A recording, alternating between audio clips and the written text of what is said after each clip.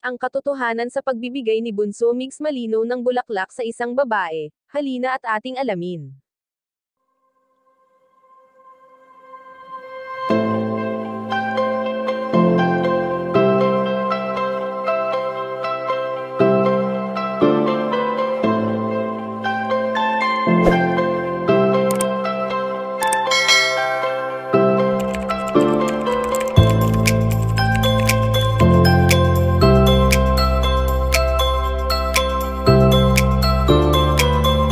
Alam naman natin na talagang umaarangkada na ngayon ang career ni Bunso Mix Malino, kaya naman marami tayong dapat na abangan sa mga susunod na araw.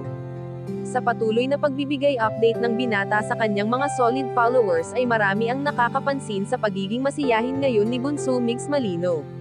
Kung ang dating malungkot at emosyonal na Mix Malino ay napalitan na ngayon ng ngiti at tawa, marahil ay unti-unti na nitong natatanggap ang masasakit na pangyayaring hindi niya inasahan kailanman.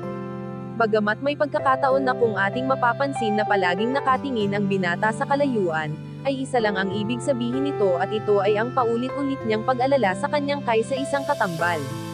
Napakasaya ng pagsasama noon ni Bunso Mix Malino at ng prinsesa nito, na animoy wala nang katapusan pa ang lahat ng saya na kanilang nararamdaman para sa isa't isa. Subalit sa ngayon nga ay may ilang netizens ang napapaisip kung para kanino ang bulaklak na dala-dala ni Bunso Mix Malino.